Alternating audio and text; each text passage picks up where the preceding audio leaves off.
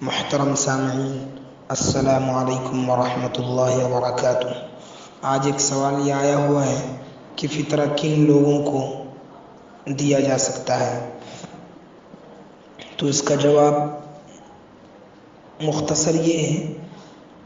کہ جن لوگوں کو زکوٰۃ دینا جائز ہے انہی لوگوں کو فطرہ دینا بھی جائز ہے، اور جن لوگوں کو زکوٰۃ دینا ناجائز ہے ان لوگوں کو فطرہ دینا بھی ناجائز ہے۔ زکوٰۃ اور فطرے کا مصرف ایک ہی ہے، یعنی جس طرح انسان ماں باپ کو زکوٰۃ نہیں دے سکتا، اولاد کو زکوٰۃ نہیں دے سکتا، اور شوہر بیوی کو زکوٰۃ نہیں دے سکتا، اور بیوی شوہر کو زکوٰۃ نہیں دے سکتی، اور مالدار کو مالک نصاب کو زکوٰۃ نہیں دی جا سکتی، اسی طرح فطرہ بھی اولاد کو، ماں باپ کو، میاں بیوی کو اور مالدار یعنی مالک نصاب لوگوں کو نہیں دیا جا سکتا۔ ہاں، فطرے میں اور زکوٰۃ میں ایک فرق ہے، وہ فرق یہ ہے کہ زکوٰۃ کافر کو نہیں دی جا سکتی، جبکہ فطرہ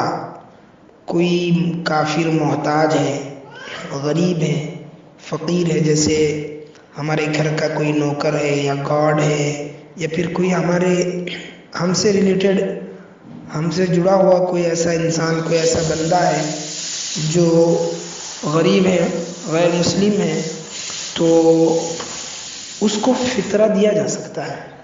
البتہ زکوٰۃ غیر مسلم کو نہیں دی جا سکتی۔ فطرے کا مسئلہ غیر مسلم کے بارے میں کچھ الگ ہے۔ پھر بھی مسلمان اس بات کا خیال رکھیں کہ اگر اپنے اڑوس پڑوس، اپنے آس پاس میں کوئی اپنے مسلمان بھائی زیادہ محتاج ہوں تو انہی کو فطرہ دے، اس لیے کہ یہ مسلمانوں کی عید آ رہی ہے، تو عید منانا مسلمانوں کو ہوتا ہے، اس لیے فطرہ ہم جو ہے مسلمانوں میں خرچ کریں۔ دوسرا یہ سوال آیا ہوا ہے کہ کیا ہم اپنے سگے بھائی کو یا ہم اپنی سگی خالہ کو یا پھوپھی وغیرہ کو فطرہ دے سکتے ہیں یا نہیں؟ تو اس کا جواب یہ ہے کہ جیسا کہ ابھی آپ لوگوں کو بتایا گیا کہ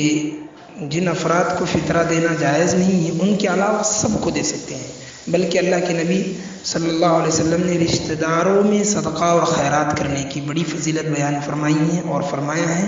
ایسے آدمی کو جو رشتہ داروں میں صدقہ و خیرات کر کے ان کا خیال رکھتا ہے دگنا ثواب ملے گا۔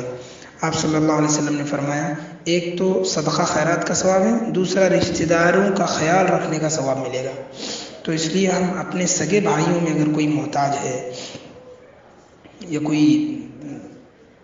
تنگ دست ہے یا کوئی خالہ ہے یا اپنی پھوپھی ہے، ان کو کسی نہ کسی عنوان سے دیں۔ یہ عنوان لگانا ضروری نہیں ہے کہ یہ فطرے کی رقم ہے، بلکہ ہم یہ کہیں کہ یہ ہماری طرف سے آپ کو گفٹ ہے، ہم آپ کو ہدیہ دینا چاہ رہے ہیں، یا کہہ دیں آپ عید کے دن عیدی کے نام پر دے دیں، عیدی کے نام سے دیں۔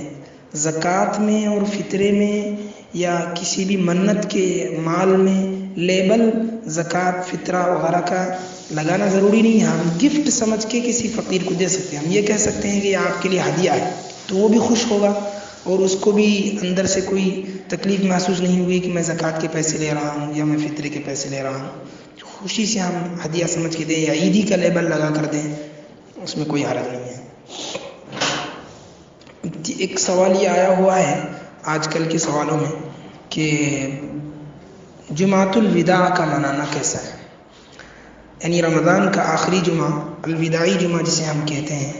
اس کا منانا کیسا ہے۔ اس سلسلے میں یہ بتانا چاہوں گا کہ شریعت وہی ہے جو ہمیں اللہ کے نبی صلی اللہ علیہ وسلم اور صحابہ کرام سے ملی ہے۔ شریعت اس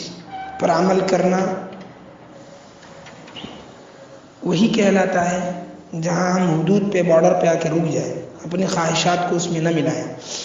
جیسے نمازیں ظہر کی 4 رکعت ہیں تو ہم 4 ہی رکعت پڑھیں گے، ایسا نہیں شوق میں آ کر ہم 10 رکعت پڑھ رہے ہیں، تو یہ شریعت پر عمل کرنا نہیں ہوا، اپنے جذبات پر عمل کرنا ہوا۔ اللہ نے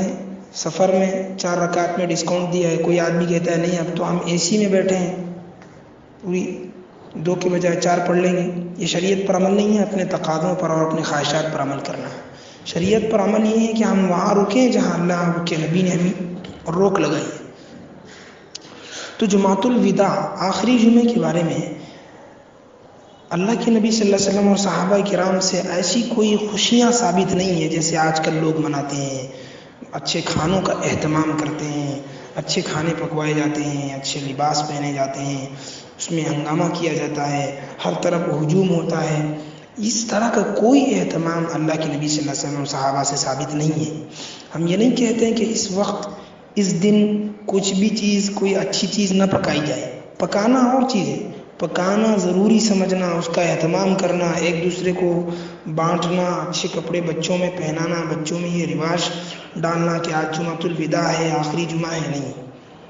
یاد رکھیں شریعت مطہرہ میں جو بھی اہم دن ہے، جو بھی کوئی خاص دن ہوگا تو اس دن کی قدر تو ثابت ہے، اس دن میں عید منانا، خوشیاں منانا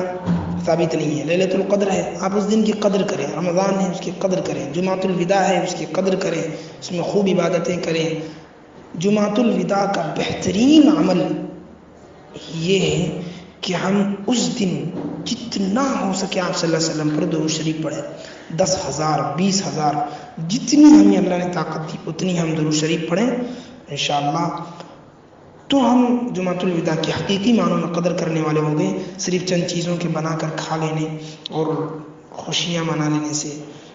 جمعۃ الوداع کی قدر نہیں ہوتی ہے۔ الوداعی جمعہ کا مطلب یہ وہ جمعہ ہے جو پھر کبھی آئندہ رمضان تک لوٹ کر نہیں آئے گا، تو اس کی ہمیں قدر کرنی چاہیے۔ اللہ تعالیٰ ہمیں دین اسلام کو سمجھنے کی توفیق نصیب فرمائے۔